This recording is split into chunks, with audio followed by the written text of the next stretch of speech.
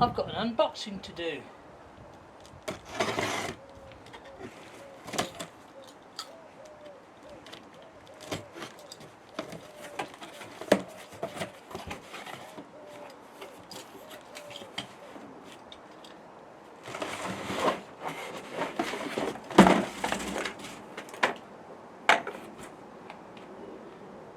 As you can see, it's a hose reel.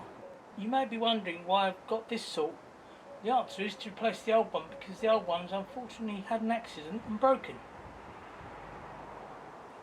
I have to uncoil the hose first to get to the handle that's in the centre. The handle clips into the orange part there. Along with the winding handle comes some brackets and fixings.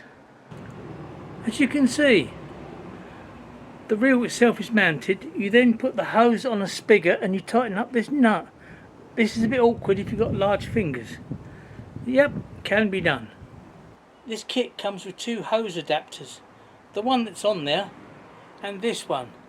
This one is meant to go on the other end, the tap end. The one that goes on this end, I'll show you. I've already turned the water on. This one's called a water stop because if you take the nozzle off, water stops.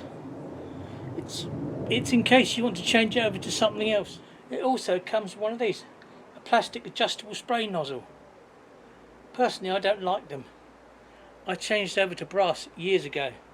The problem with plastic is if you drop it, it can break.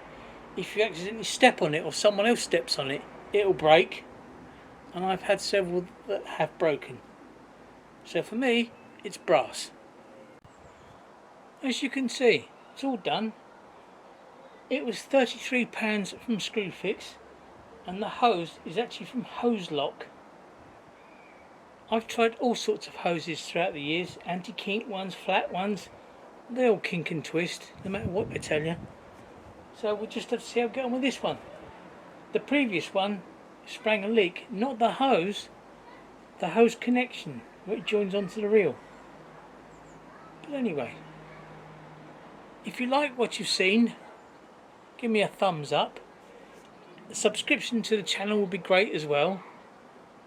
And as always, thanks for watching.